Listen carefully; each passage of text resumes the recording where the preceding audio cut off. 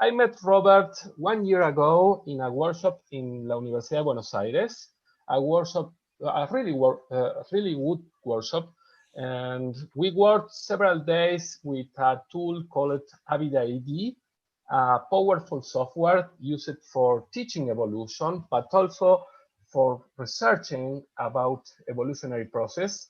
And well, in that workshop, the most striking concept for me was introduced by Robert, and was the idea of digital organisms and the idea of evolution beyond biological organisms.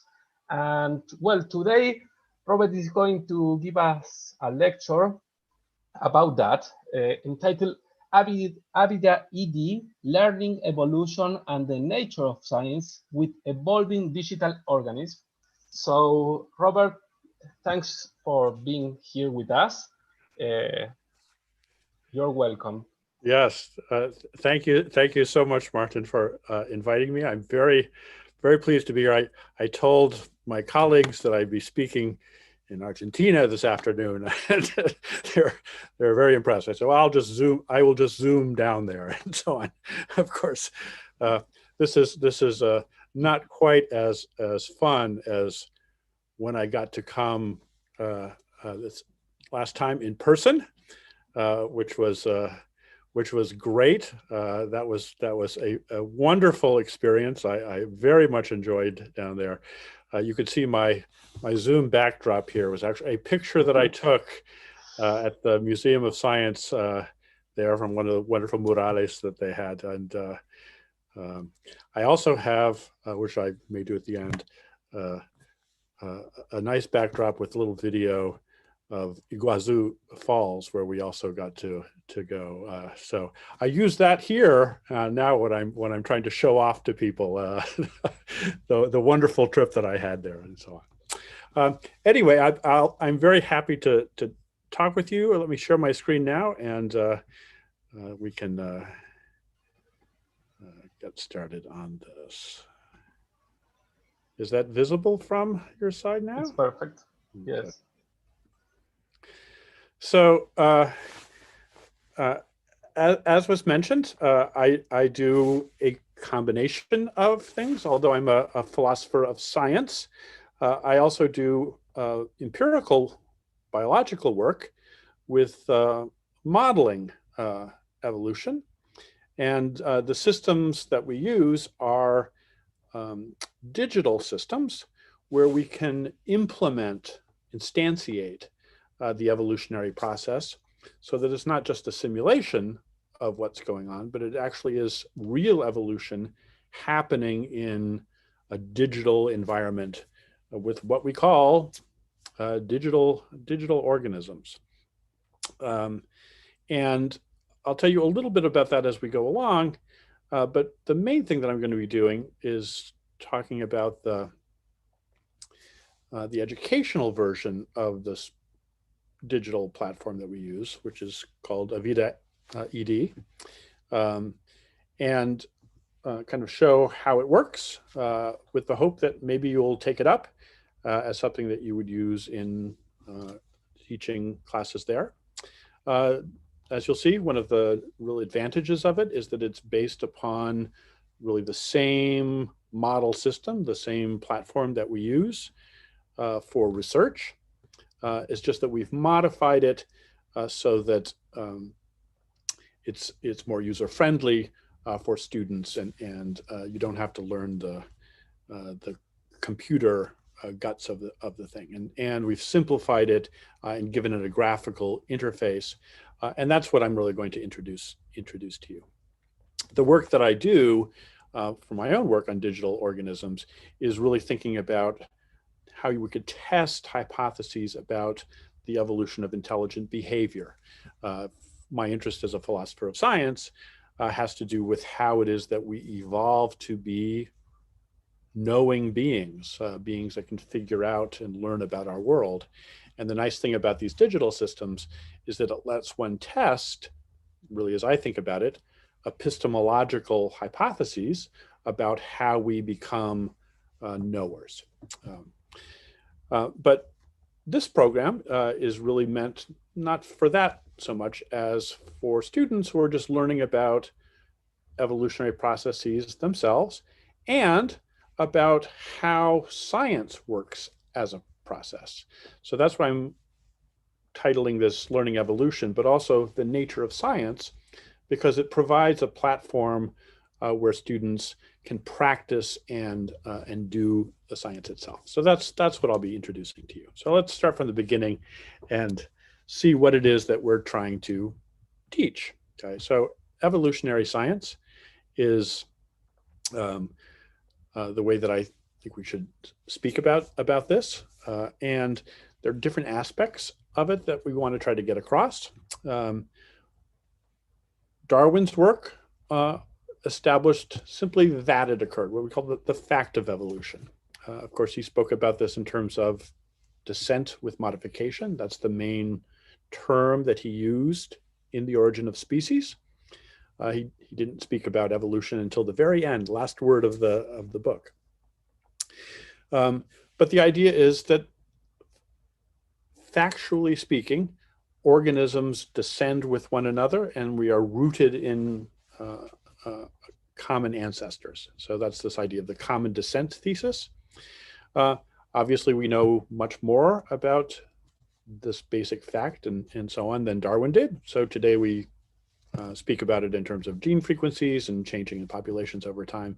But the general structure, of course, just puts more detail into what it was that Darwin had discovered in a general way. The second general area of evolutionary science has to do with the pathways, right? So there is this tree of life, and now we want to know its structure. What are the branching structures of this? And, you know, obviously some people spend their whole lives as paleontologists or in some other biological field, just trying to figure out what that structure is, who's related to whom, who descended from whom, in what kind of way.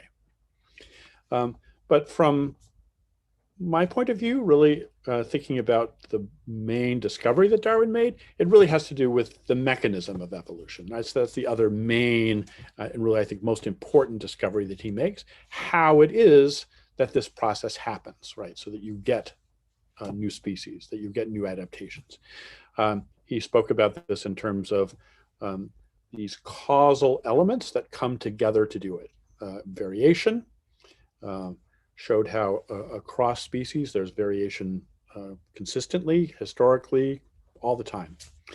Of course, again, we know much more about how that variation arises through mutations, recombinations. He didn't know those details, but he was speaking about this at a level that was general enough that he didn't need to know at that point what those details were. The key point was, however those variations arise, they're variations that are heritable. Right, so that's the second major element. Replication takes those variations, reproduces them in the next generation. So that's inheritance. And then in a competing population, the organisms, relative to their environment, some will do better than others, others worse. Some will survive better than others. Some will reproduce better than others. And so you get this natural process, natural selection, clearly the key element of his discovery, with those elements all coming together, invariably then producing descent with modification. Okay. And again, we know more since Darwin. It didn't end with Darwin.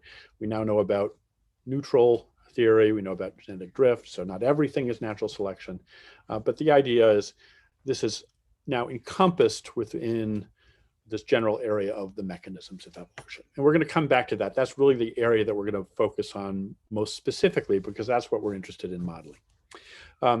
All of this is very well established. It's not as though as biologists we need to have another way to do it, but just so that we're aware of the difficulties when we're teaching this, it's important to recognize what your students coming in might accept or not. This is data from a colleague of mine, John Miller, from a few years ago now, but of the acceptance or rejection of evolution by the public in different countries. So the blue indicates acceptance, the red rejection. yellow being not sure whether it's true or not. You can look down the list. Brazil was not on there. Argentina was not as part of this. So it's not a complete list. I'm sure you have more recent data on what's going on there. We're stuck in the first slide. Pardon? We are stuck in the first slide. We are not viewing your All right. Well, here we are the United States, very much down at the bottom, slightly ahead of Turkey. So in the United States, at least, you have to accept that there's cultural rejection that we have to deal with. No, I'm saying that we are not viewing the presentation. We are in the first slide of your. You're not seeing the changes? No, we are not seeing the changes.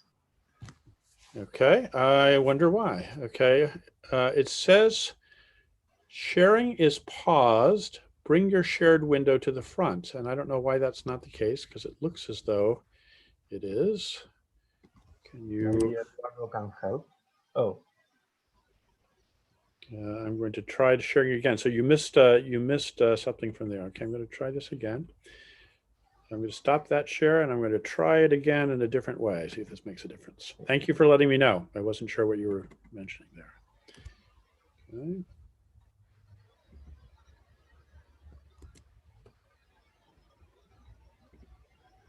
How about now? Now it's okay. And now as I move, are you seeing the transitions? Mm-hmm. Okay. Yes. Okay. So now you see the dismal picture that I was trying to show you, which is the colored bars indicating the blue acceptance, red rejection, and yellow not sure for a whole range of countries where data was available. So this is just to show that at least in the United States, when students come in, you can't presume that they accept it in the same way that they would for physics and chemistry. They come in, many of them, with some doubts. The United States situation is even worse in some sense, in that even after a college education, you still have 32% of students, a third of students, saying that they don't think that evolution has a valid scientific foundation. I mean, that's just a terrible sign of how we're teaching this. And then what I think is the worst number here for high school biology teachers. These are the biology teachers, and 40% of them in the United States think that there are problems that cast doubt on the validity of the theory of evolution, right? So this shows that really we're in a very bad state, and the education needs to be much better with regard to this. So that's the baseline problem that we have. Okay. Now, there have been attempts to reform and improve life science education that are trying to fix this. Okay. The most important white paper that came out that tried to reform it was called Vision and Change. It's now a number of years old, 2011, but that was really in response to trying to improve the way in which it was taught. It's had a big effect now, so it's now become the basis for the advanced placement biology curriculum, which is for upper levels in high school. And then the next generation science framework, which is for the general science standards across the country. And I'll just show you what's in this. The thing that they did was narrow the content so that there are core ideas that are to be gotten across, and evolution is one of those. The other is that they included specifically that we should teach about practices of science. This is what I'm talking about, the nature of science. Okay. So that students are learning not just what science has discovered, but also something about the process and how that discovery works. Okay. So they should learn about the asking of questions and defining problems, developing and using models, using mathematics and computational thinking, constructing all of these things should be part of the program. And that's what our goal was, to provide a way to do this with evolution, so that they're learning about how one thinks like a scientist and works like a scientist as you're learning scientific concepts themselves. Okay. Now, here are the challenges that one has to overcome. One is what I mentioned, the misconceptions that students come in with. They've been taught by creationists things that are just wrong, or they have naive ideas, like about fitness. They sort of think of fitness as meaning strong and so on. So you have to recognize that students have problems starting out. And then you have the problem of evolution itself not being easy to observe in the way that other kinds of biological processes are. So if you want to do a lab, it's just much harder because of the nature of the processes and so on. We'd like to do science so that students actually engage in it themselves with inquiry-based labs, but obviously that's very difficult with evolution because it's so slow and hard to observe. Right? And then because we have to then explain it and rather than show it, it seems as though students might have to just accept it on faith, on given what you say, rather than what you show. And that's different from what you want science teaching to be like, right? You want them to be able to see the evidence because evidence is the basis for scientific conclusions, rather than accept it on your authority as an instructor, right? Because authority is the opposite of the scientific basis. Okay, so these are the challenges, and we want to try to overcome them. And that's what this program, Avida-ED, was meant to do, okay? So technology for teaching evolution and the nature of science using digital organisms, because digital organisms are much faster. And it lets you then have a system where you can do experimental work at a speed and with the ability to observe the process in a way that can be done within a course, within a class. Okay, so that's what I'm going to show you now. We designed it, and it's been in place now through several iterations over almost 15 years. But it was meant initially, primarily for undergraduate teaching, okay, for college level teaching. But we have had instructors who have used it for graduate courses, and we've had some teachers who have used it now for high school advanced placement or even for general. And so it can be used at those lower levels too, but was primarily designed for undergraduate biology. You could do it as part of a lecture. You can use it for homework. You can do it in a lab. It's meant to be flexible for that. You can have it so that you want them to do specific things in a very guided way, that's fine, or completely open-ended so that it's just available for them to explore and do their own experiments and so on. So it's meant to be very flexible for how it's used. As I mentioned before, the most important part is it's a research platform at its core. So the interface and the simplifications that we did make it easy for students to use, but underneath it is the same model system that we use as researchers. Okay? So we think of it as, call it an evolutionary lab bench, because you can do real experiments with it, as we'll see, because it implements those elements, those causal elements, and instantiates the evolutionary mechanism. It's generating real data, real patterns, right? You get a ton of data from it, and it's not simulated, right? It's actual data that can be used for experimental results. And because it's that kind of a system, when you're interacting with it, you are actually practicing science. So it's an authentic system, not just an educational toy, which, you know, they're very good educational tools, but this is one that really is using a basic research platform. We've now had quite a number of versions from the original one back in 2004 through 2009, and we're now up to about to do version 4, and funding from various agencies over that time, and have won various awards both locally and internationally. This was from the International Society for Artificial Life. And we've been putting on workshops, and this is what Martin mentioned. In fact, there's the picture. You probably could find yourself in that picture down there in Buenos Aires. So as part of our current grant from National Science Foundation, we train others to use it and to disseminate it themselves. So we have people really all over the country now and really all over the world who are doing it and teaching it. All right, so how do you teach about evolution? Some people like to talk about the finches. It's a great way to get things started. Others like to talk about the peppered moths and using that as a system. All of these are good. The thing that I think is most interesting to focus on is these questions of adaptations.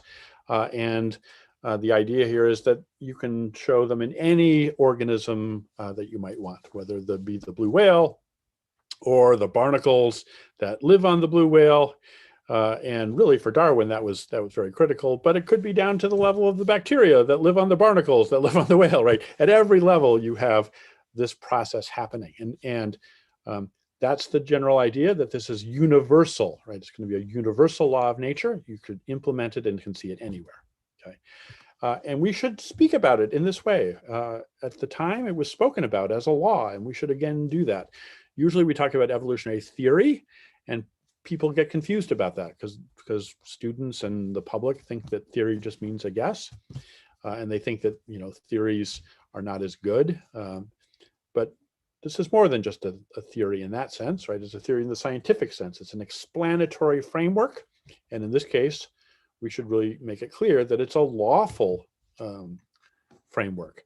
That this process of variation that's replicable, subject to natural selection, produces descent with modification invariably, right? This is something in whatever system, from blue whales to barnacles to bacteria, whatever, it will do the same thing, right? So that's the important thing to get across. And that's the primary focus of what we use Avida-ED for, to have a lab bench where you can explore and test this out.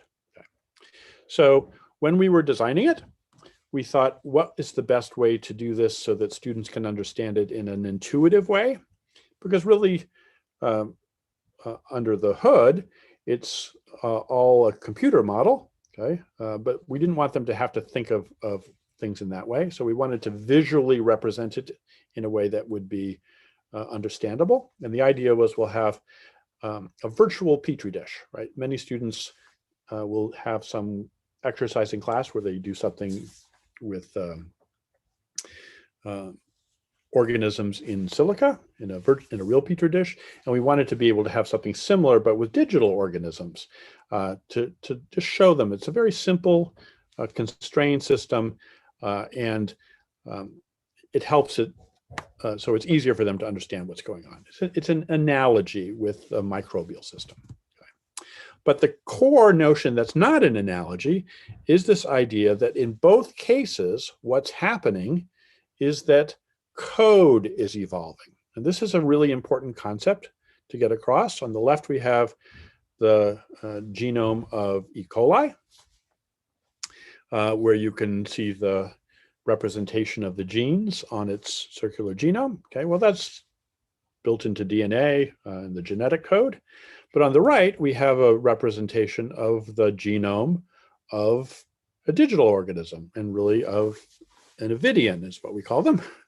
And in that case, the representations are of code, but it's computer code rather than the genetic code and so on. But both of them do the same thing, which is that a sequence of instructions produce some function, okay? So in the genetic case, right, you're going to have genes which will produce the phenotype, proteins, whatever happens there, functional traits.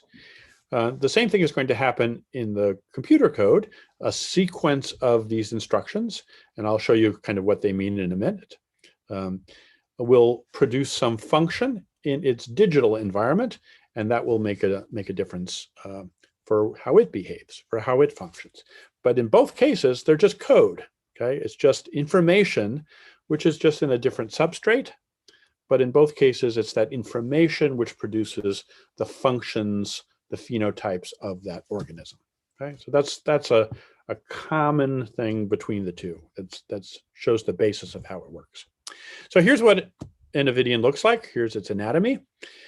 We have it represented with a circular genome.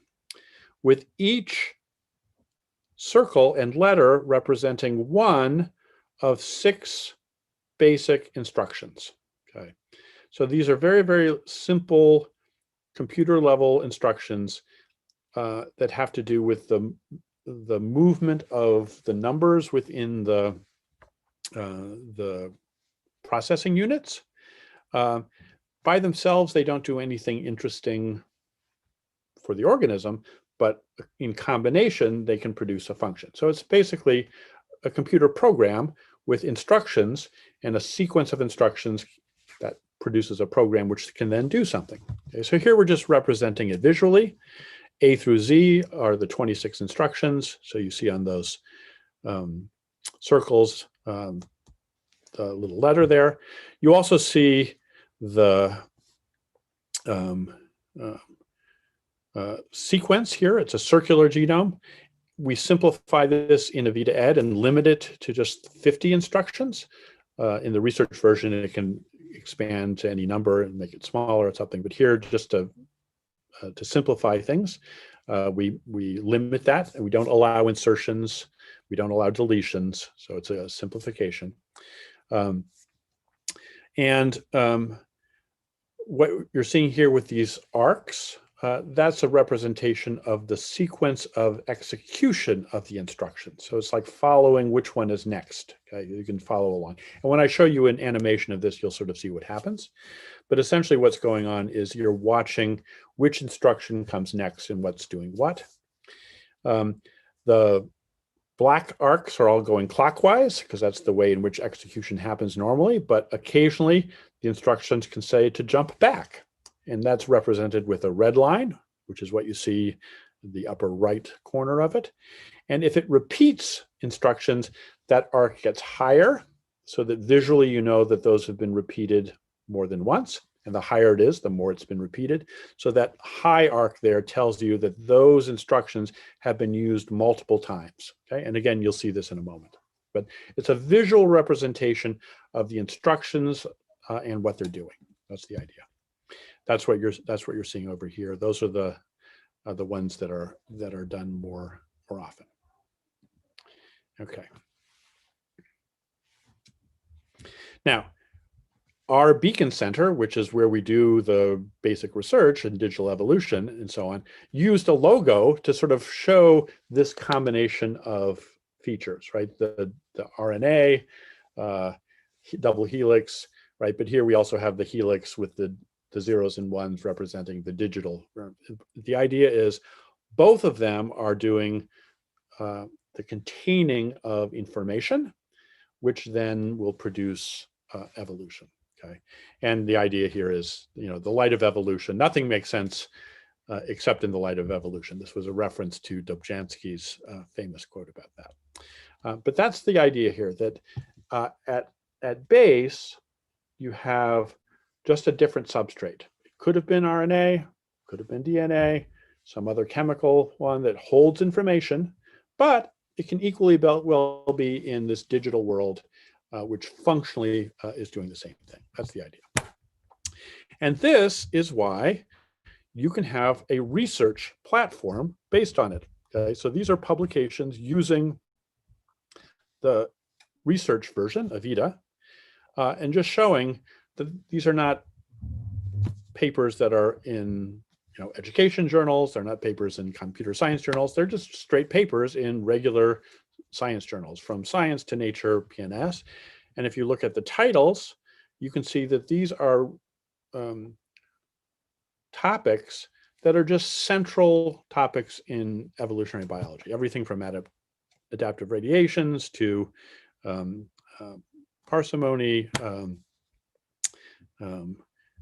emergence of complexity, and so on. So all of these use the same Avida engine to do this basic research. Okay, and the idea is, let's just take that and make it into a user-friendly platform, but really you're doing the same thing, okay, in this visual way. So that's important to get across, so your students recognize that they're doing real research, right? Researchers use the same system. Okay. So let's just reiterate. First element, Darwin's law, variation, right? You have in this system the code, which is representing the differences. So here's what Darwin did with barnacles, right? His work was before the origin of species, looking at all the extant barnacles around the world, both current and fossils, right? He did this 4-volume work, looking at how even something so simple as a barnacle is very, very complex and varies considerably, right? So this was one of his key case studies to show that element of variation. Right? And if you just do a quick Google image search, you'll find Darwin sitting in a huge field of barnacles, just barnacles, and you'll see them everywhere. And this just shows the incredible variety of barnacles. And his point was, this is true for every species. There's always new variation that arises, slight differences.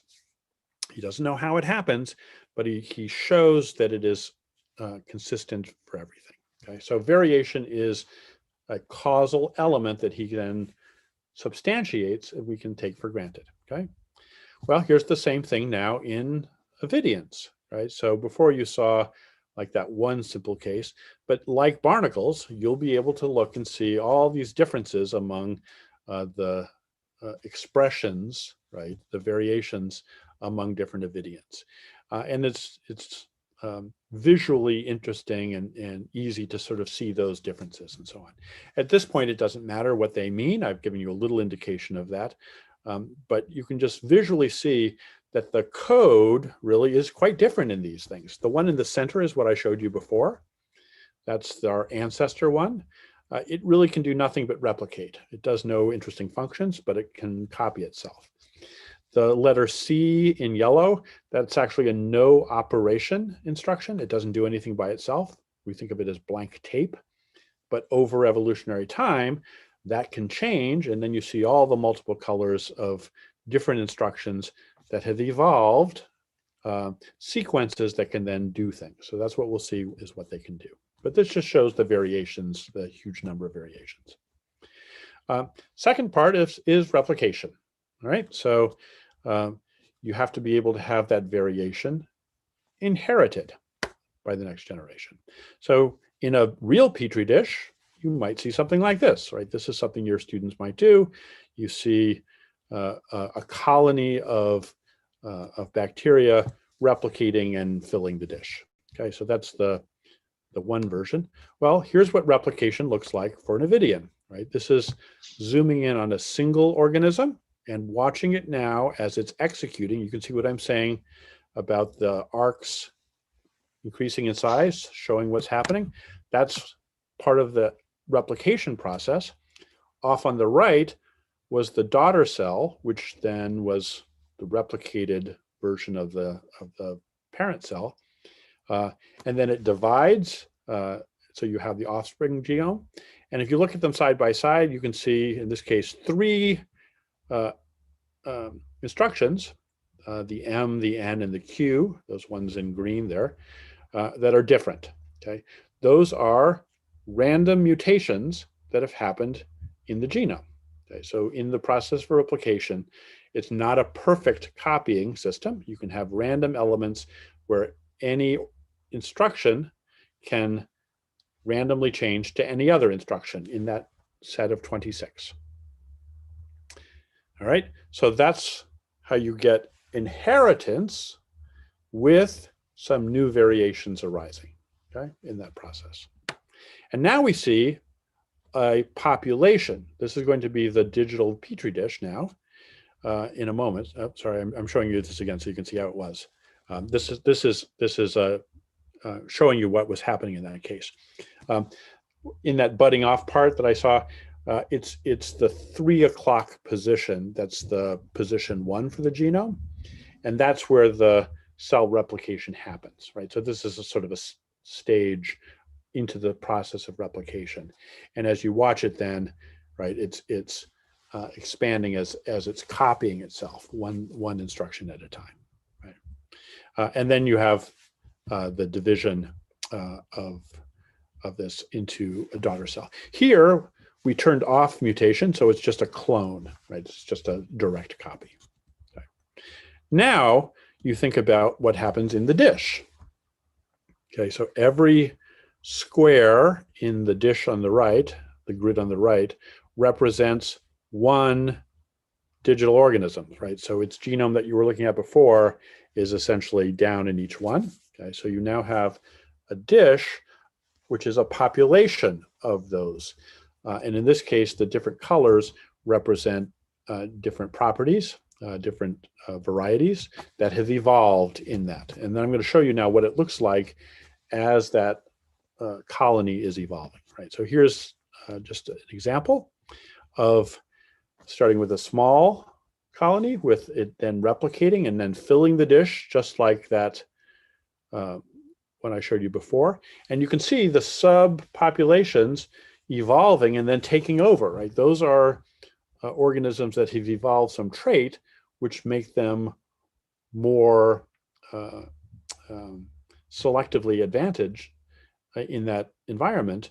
And so they'll start to spread out-competing the others. And I'm going to show you in a minute how that happens, but that's going to be the basis of the third element, which is natural selection. So let's see now how that works, okay?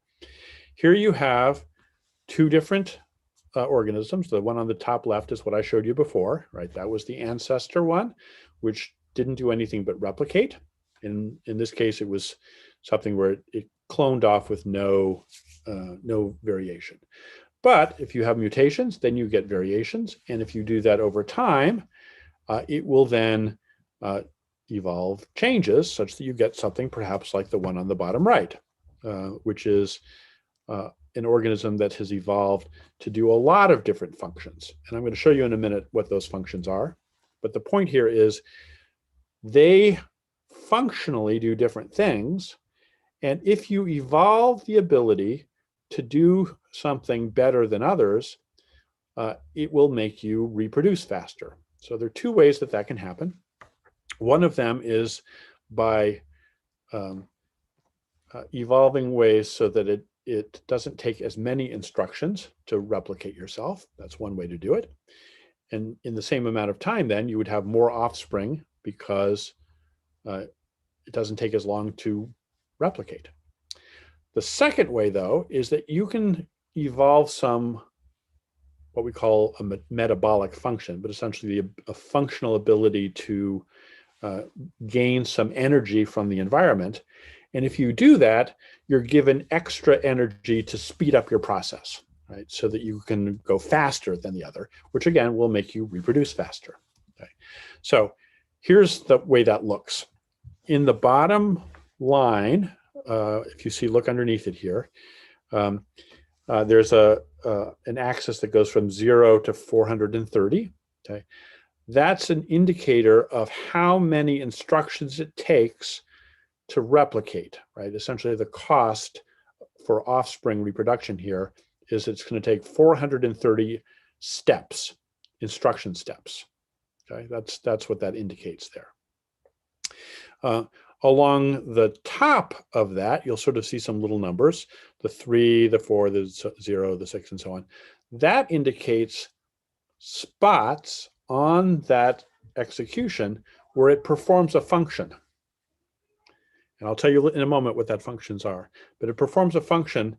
If it can do that, it gets extra energy, and that's what makes it go faster. So this one can do quite a number of different functions, and so it's getting a lot of extra energy, so it's going much faster. Here is, looking down below, the ancestor that I showed you before, and you can see here that it's only 189, right? So it doesn't take as many steps to replicate, but it doesn't do any functions. If you look along the top, there are no functions there, and so it's getting no extra energetic boost, and so it's slower. Okay, so those are the two features, and those two things together can combine to make one organism more or less fit, that's to say reproductively able, compared to others, right? And if you can reproduce faster, you'll spread in the population, which is what you saw. Okay, so here we go again. See it again. Here it's replicating. you're seeing the budding off of the daughter cell. You're seeing mutations arising. There's the Q, there's the N, there's the M. And at some point, if it's successful, it replicates. Now you have the offspring that gets put into the neighboring cell at random, and then can start over again. Now, sometimes you get mutations that will break the ability to reproduce. Okay, and so they will die of old age. So here are some examples of organisms that have died of old age. They can't reproduce. Okay, so that's one way in which they could go extinct. Something breaks their ability to replicate. And again, that's a random mutation. We don't have any control of this. Whatever new changes arise, it's at random. Okay. The one thing one can do, though, is change the environment. So these are the settings about the environment of that virtual Petri dish. And here I've shown two different versions.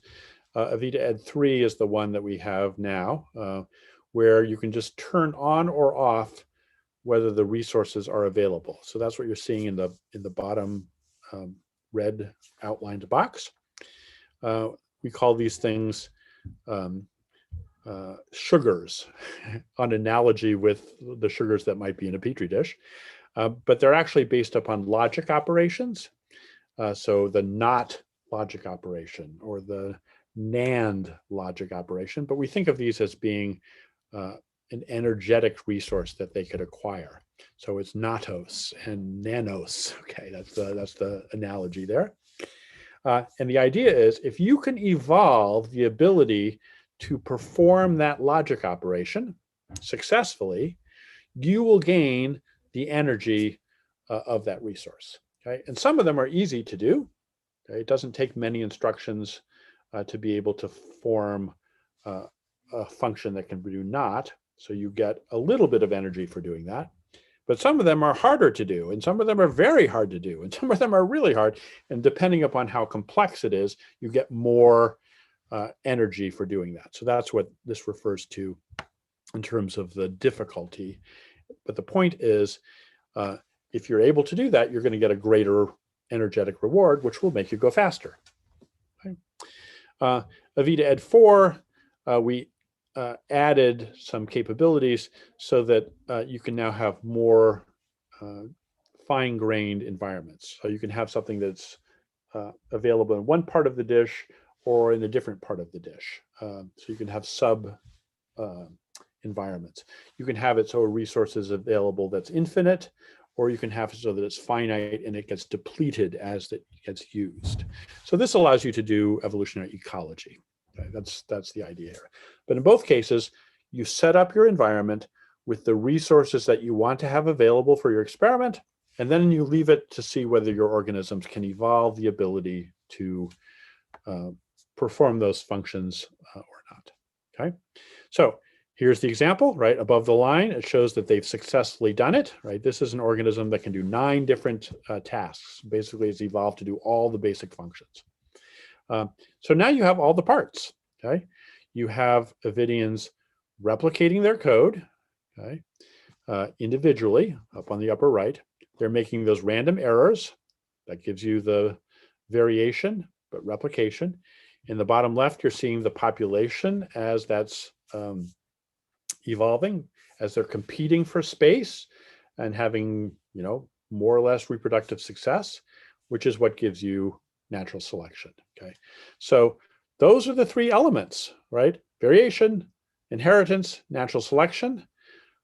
That produces descent with modification. Okay, populations evolving over time.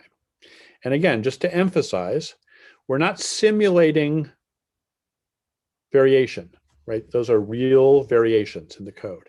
We're not simulating replication. It's actually replicating itself, right? The code has to make it replicate. And we're not simulating natural selection. They really are competing with each other. And so you get that implemented as well. So this is a causal instantiation, a causal instance of Darwin's law. That's why it's more than a simulation. That's why you're getting real usable data here that allows you to do real experiments. Okay. With that in mind, right, we're now in a position to sort of see the whole thing come together, right? Those elements produce descent with modification. It's just that they're now doing it in a virtual world, right, in artificial life organisms, but they truly are evolving in the same causal law that Darwin discovered, okay? Darwin didn't know what the substrate was, right? He was actually wrong. He was imagining gemmules and so on, right? He had no idea about the other. But it didn't matter because the level of abstraction of the law means that it works in any world that can produce something of this sort. And it can now in this digital world. Okay. All right, now we get to teaching about this, right? So I mentioned how this is now incorporated into the science standards. So these are basic things that one wants to get across when teaching about evolution. In the way the curriculum works here, it says, you know, one of the things you need to know is that evolution is change in the genetic makeup of a population over time, right? It's just a basic concept. Organisms are linked by lines of descent from common ancestry. That's what I talked about at the beginning, the common descent thesis, right? These are the very basic low-level concepts that you want to try to get across. Then for each of them, like 1A, we're going to look at that one now. And then you could say within that, there are specific things that you might want to know. Essential knowledge, okay? That natural selection is a mechanism for evolution, okay? That it acts on phenotypic variations in populations. That it's also driven by random processes. So these are essential bits of knowledge that are part of understanding what it is that evolution is, okay? And then for each of those, like the 1A1, you can go further down and say, well, let's talk about some specific learning goals with regard to that, right? So let's take a look at a learning goal. Learning outcome number 1, right? For knowing that natural selection is a major mechanism of evolution, you could say they ought to be able to show and evaluate evidence qualitatively, quantitatively about how natural selection works, okay? Well, again, that's what Avida-ED does, right? It's going to let students see natural selection in operation and to take data as to how that works so that they can see and investigate it at that kind of level. And for each of these objectives, for these things, you're able to do that, right? Apply models for these exercises to do that. Now we have curriculum that we've developed so that people can use them in their classes to get across basic learning goals that they might want to have. These are just lab books we've had over the years, and we have example exercises that show how to do these in a digital world so that students can explore and see it in action themselves. If you want to go further, you can have students do their own full projects, right? So that's actually the goal that we have after they do the exercises that we've done. We set it up so that they have to come up with their own hypothesis, design a protocol for how to do it, run the experiment, collect the data, put up on a poster and so on. And that's the thing that lets students feel for the first time, right? This is what science is, or they're practicing science itself. And this is just a student who says, it's the first time I really felt like a scientist. That's what we want to try to get across. And really, that's what Avida-ED allows you to do. We've tested this. We've done studies, educational studies, and this is just a series of papers that we've published showing that, in fact, students do learn evolutionary concepts by using the program, okay? And this is from one of my graduate students who did her dissertation showing really evidence of learning gain specifically with regard to it. And more than that, as they gain knowledge and understanding, they also gain acceptance. So here are a very nice result showing improved acceptance of evolution as a result of using the program and learning better about it, okay? Here's what instructors have said, right? These are from people who've taken our workshops and then have used it themselves, right? I want students to become engaged in something that's their own, and Avida-ED gives them the opportunity to go in and interact with the evolutionary process. we can play with complex relationships in a short time, right? This is from a professor in a small university. We've run real-time evolution experiments with microbes. However, there's no other system that allows students to focus on the most important aspects of experimental science, hypothesis generation, design, analysis, and so on, than Avida-ED. Okay, this is from a big university research. Avida-ED is the only tool out there that students can use to explore the dynamics of evolution, allows them to see an active model, right? So all of these are from people who have taken it. This was from a high school teacher. This is one I think is actually interesting to show how far it can go. Avida-ED makes me think that people are capable of understanding evolution. The general problem isn't that they can't do it, it's that we're not giving them an experience like Avida-ED. This lets people see it for themselves and experimentally test it. Okay. So here's the summary. We'll finish up here. What are the advantages? One is it actually instantiates Darwin's law, not just a simulation. You're actually implementing it in this digital world, but it's operating in the same way. Okay. It's based on a well-tested research platform, so it's not just an educational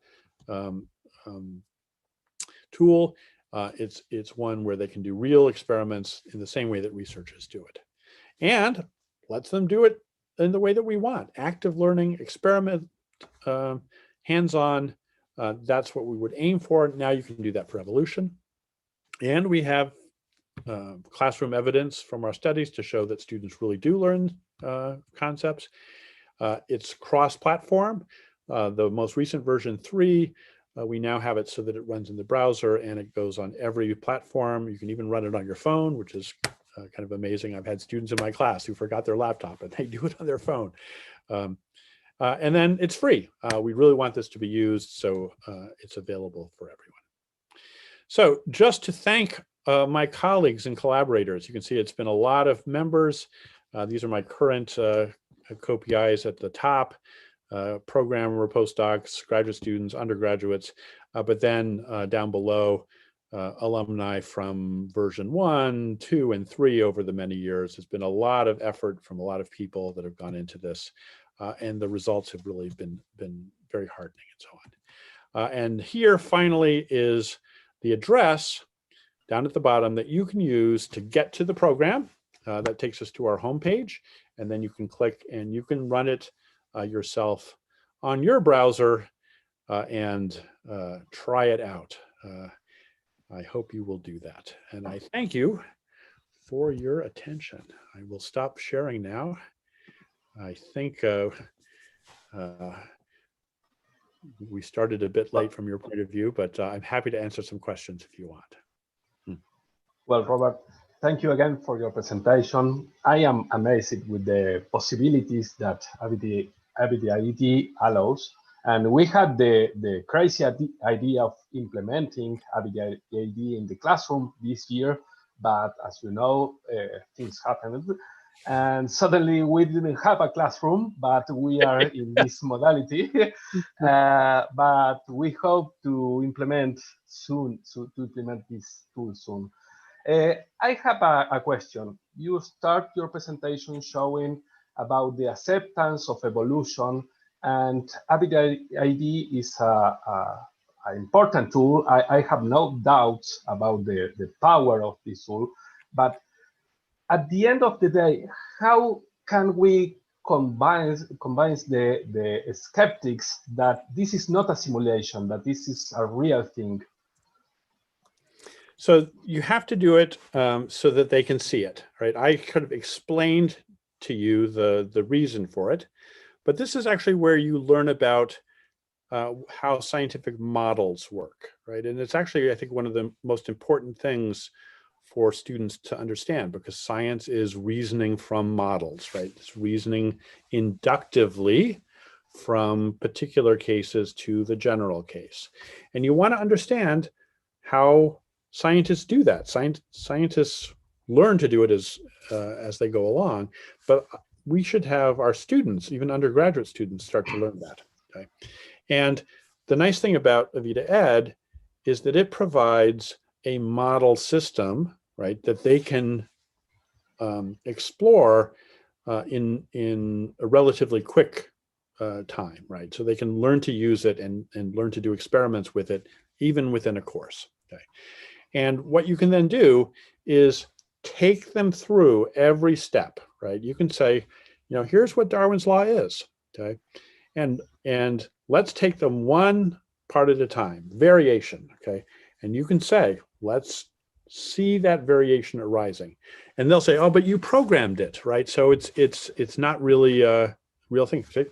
We programmed it, but it's random, right? The mutations that arise are not ones that we put in, they arise at random. And you can have them test that, okay? So this is how you convince them. You can have them test it.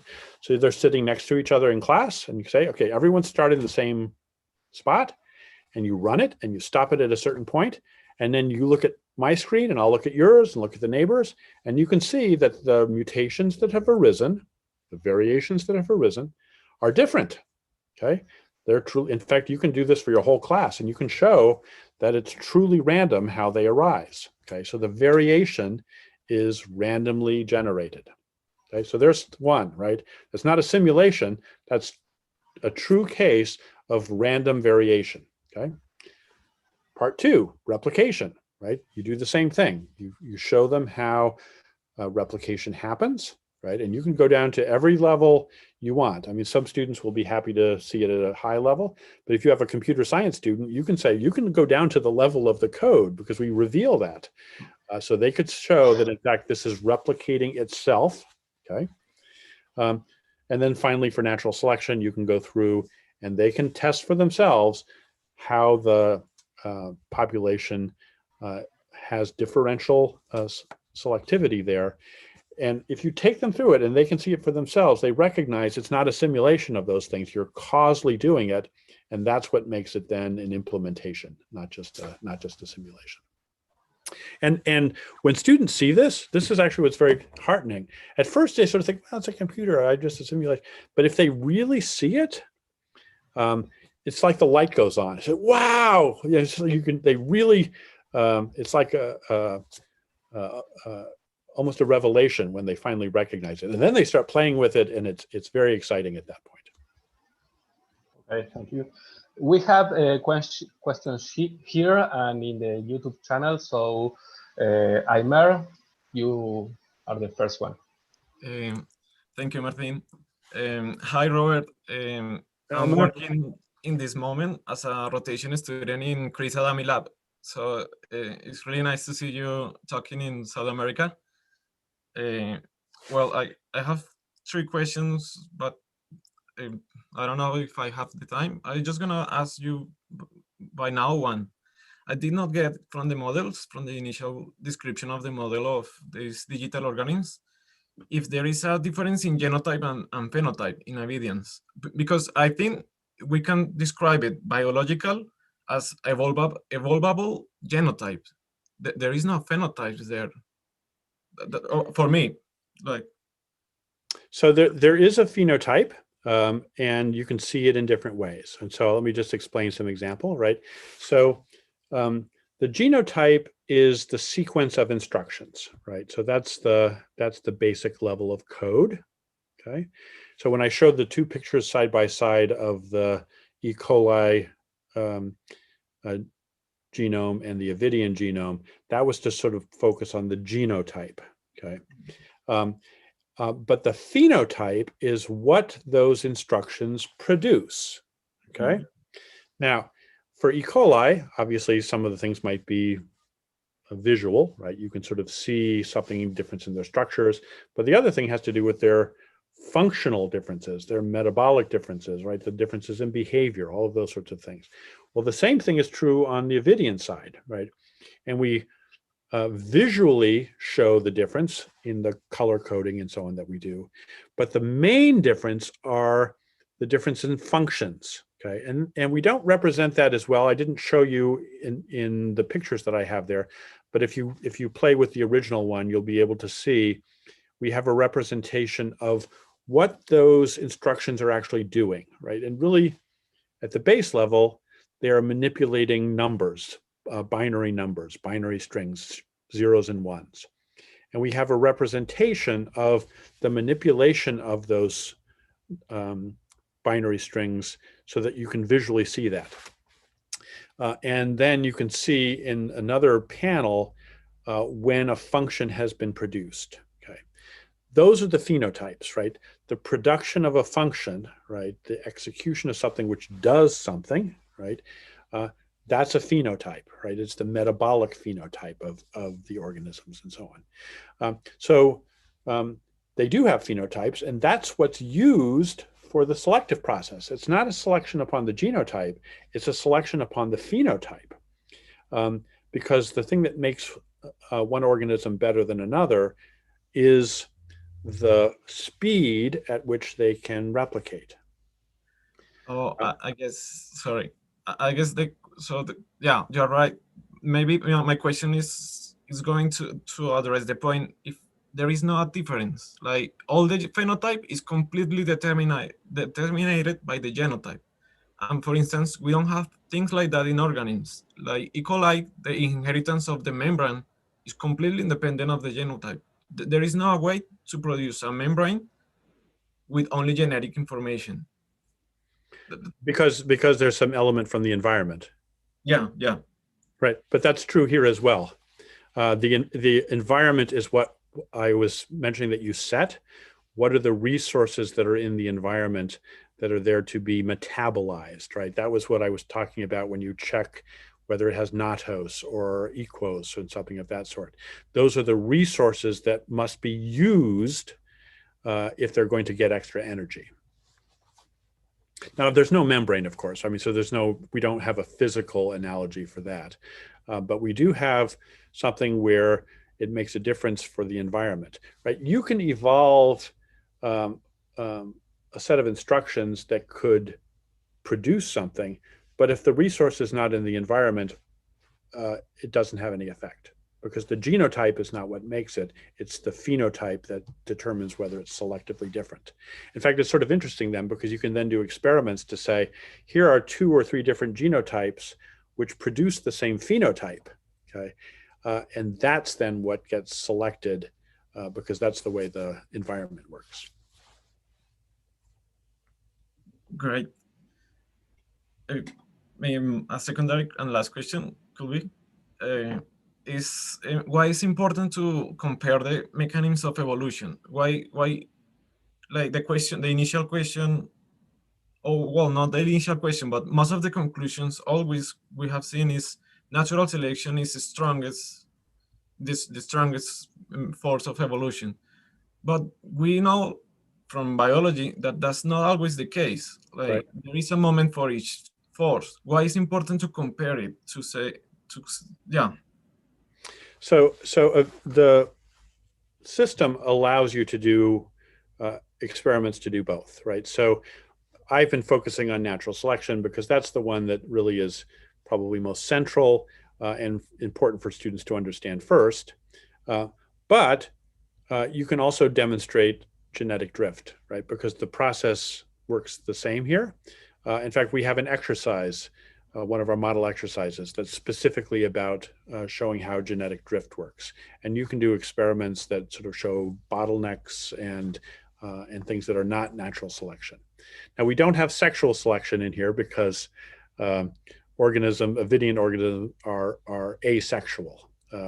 So that's one thing we can't demonstrate, but you can do other kinds. It's not just natural selection. Now, in the research version, we do have the ability to have sexual organisms, and so you really can have more complicated things there. But so far, we've limited that in the educational version. Many people have asked us to have sex in our genome, and so probably version 5 will introduce sexual organisms and so on. So, Right. but we can do natural selection, and as I said, we can do drift, and you can show that very nicely. Okay, Juan Talone, do you want to ask? Yes. Can you hear me? Yes. Okay. So my question was about the interactions among Avidians. Has, for example, symbiosis or collaboration for exploiting the sugars appear in the simulations? Not in the educational version, because we've constrained what they can do. When we designed the educational version, we wanted to make it very simple so it didn't get too complex for students. In the research version, yes, all of those things can happen. You can have parasites, you can have mutualism. I've done experiments where we're investigating the evolution of altruism, right? So we have it so that you can have them so they will donate resources to others that are closely related to them, and you can see how altruistic behavior evolves. So all of those behaviors can be seen in the system, but for the educational version, to make it so it's not so complicated, we don't allow them to exchange code, right? It's only replication. And so you can't have that kind of parasitic or other sorts of behaviors, just as a simplification. Now, that's also something where instructors have asked us, oh, we'd love to be able to do something on this. I actually just had someone this week who says, you know, we talk about mutualism. Can we do that there? And right now, we don't allow it. But if enough people want to do exercises like that, it's possible, because we know we've done it. We've done many published papers on this with the research version. And then we would just have to think, how could we implement that in a way that would be not too complicated for students in the educational version? And I would love to do that because we know it's possible. It's very interesting, but we don't have it in this version yet. Robert, altruism is very controversial in evolution. What is? Altruism, collaboration among individuals. How that happens in the system? They are related, the organisms that collaborate, or are unrelated? So this was the goal of our project. This was with a graduate student of mine. And what we were doing was testing hypotheses that are already well confirmed in other systems, theoretically, about how altruism can evolve, right? In the simplest case, it has to do with kin relationships, right? So kin-based altruism. So what we did in this system was give the organisms the ability to tell how closely related they were, right, to another organism, right? Am I a first cousin or a second cousin? And we gave them the ability, I mean, I've already explained how they evolved the ability to gather resources, right? But we gave them the ability to donate resources, okay? And then you evolve them and you could see, do they donate at all? And if so, to whom? Okay? And for kin-based altruism, the expectation, the prediction is that they would evolve to donate differentially to those that are more closely related to them, because that would then help genomes that are like them also reproduce faster, okay? And that's what happens, okay? You can observe that their code will evolve so that they will be able to identify, oh, you're my brother, right? You're my sister, and so you'll donate more to them and less to those that are more distantly related to you, okay? And you can watch that happen. That's what happens. But then we said, in a digital system, this is what's so wonderful. In a digital system, we can give them other sensing abilities that are more precise than in a natural system. Okay, so we gave them the ability to say, what percentage of your genome is shared with me? Okay, so like we're 50% alike, or we're 90% alike, okay? Now that's not an ability that an organism has itself. There's some proxies to it and so on. But this is now different information, okay? And if you think about how the theory works, right? The theory really is to say for altruism that you would be differentially donating to those that are likely to share that donation, that altruistic gene, right? That's what would make it more likely to predominate in the population. And if you have the ability to see you are actually more closely genetically related to me or similar to me than even my cousin, right? This would say, you would predict that evolution would start to shift and predominate based upon genetic similarity, not just relatedness, because those could be different. Mhm. Mostly relatedness is going to correlate with genetic relatedness, but not always, right? And that's what happened, right? Once we gave them that ability, they would then evolve to differentially go to those that were most similar to them, even if they weren't directly related, okay? And then we did the next one, which was the Greenbeard hypothesis, which is to say, right, if there were some phenotypic trait that were directly and always correlated with having the altruistic gene, right? This is the hypothesis of the, the green beard, right? The green beard is something that indicates I have the altruism gene and so on. So we gave them green beards and so on. And then we could do a test to sort of see, would they evolve to take advantage of that information, which is even more precise, right? Now I can donate to just those who I know through this sign that they have the altruism gene. And we were able to do very interesting tests to sort of show, just how that kind of thing works and so on. So a digital system gives you much more control and ability to really test specific aspects of how altruism can work. Very interesting to do that. Now, again, you can't do that in our educational system because we don't allow donations and so on, but that was the research version. Amazing. We have two questions in the YouTube channel. The first one is from Tomas Gonzalez. During the simulation, can we add a variation on the environment resources across the time? Say that again, can you add what? Can we add a variation on the environmental resources across the time? So in the middle of a run. Yes, I understand that. If that's the question, can you do it like you start off and then you let it run, and the idea is can you change the environment? Yes. Can you change the thing in the middle of a run? Mm-hmm. And the answer is no at this point, because again that was a simplification. And let me tell you why. Because students think that someone programmed in the results, right? We wanted to show them that that was not the case.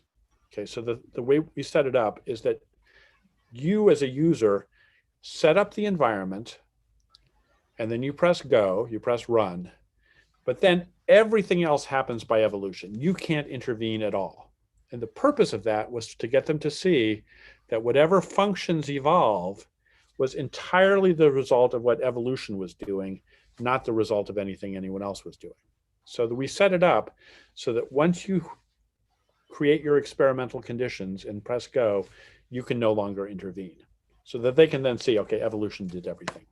Now, the disadvantage of that is that you can't then change things as you go along. There are some experiments where that would be useful to do. So actually in the upcoming version, we're going to allow sort of a mode, an advanced mode that would let you make some changes as you go along. And that's part of the ability to have more interesting ecologies, right? Something where there would be changes in the resources over time. So in a future version, we will allow that, but currently we don't allow that. In the research version, of course, you can do that very easily. Okay. And Gisela de la Costa wrote, "Hi, I'm Gisela from Córdoba, Argentina. I did a job in which I included Avida about the potentialities of this resource for teaching evolution. In practice, what are Avida's potential to overcome finalist and essentialist conceptions of evolution?" Essentialist I guess I'm thinking that it must be the idea that that organisms have essential properties. That must be what she has in mind. It's more the pre-evolutionary notion of species having their own essential kind. Is that the idea? If that's what you mean, I'll just sort of say this. The platform is such that you can watch what happens, right? And if students are paying attention, in fact, you could have this as a question, right? You want to say, I want you to understand how it is that something can start without functions of a certain kind and then diverge into two different kinds of populations with different functions, different abilities. You could set up an experiment to do that, okay? And that would show you that there's nothing essential, right, about the nature of some species or of some kind, right, because it can gradually transform into something else. And that's something you can do in the system because it works in that way. You can see the divergence of populations into different kinds. Now, again, just to say, the educational version right now, up to version 3, doesn't allow that very well because we limit to one environment, right? So the digital Petri dish, when you set it up, it has all of the resources that you've turned on in unlimited amounts, okay? But there's only one niche, okay? And so to see divergence, you need to have at least two niches, right? So that they don't, otherwise it sweeps the population. So the new version, version 4, lets you now set up in a dish 2 different environments, okay? And that then can let you see divergence, okay? So you could start with one population, but there's nothing essential about it because over time it can diverge to take advantage of these 2 different niches. So you'll be able to see that. And students could then, for themselves, see how that happens. So in the third version, we cannot see speciation. You can see speciation over time, but not so that it's simultaneously you have 2 different things, right? Because they typically it's too small. If you had a more powerful computer and a bigger dish, we allow you to change the dish size, okay? But the bigger the dish, the longer it takes to process. And so there's some limitations just because of the computational power of your computer. But you could show with a big dish that at least at certain times you could have 2 different kinds that have evolved. Eventually one will sweep over the others just because it's a single niche environment and so on, but temporarily you could have 2. But in version 4, you will be able to very easily do it with setting up 2 different environments. Okay. Any more questions? Well, I believe that's all. For me, it was a pleasure to have you here again. So thank you, Robert. Thank you very much. I do wish I could have done in person. I loved my time when I was there before. Maybe in a few will years. happen again sometime in the future. Okay, we hope so. Thank you again. The talk is recorded in the YouTube channel, and I will send you the link as soon as possible. Wonderful. Okay. Muchas gracias. Gracias a vos. Adiós.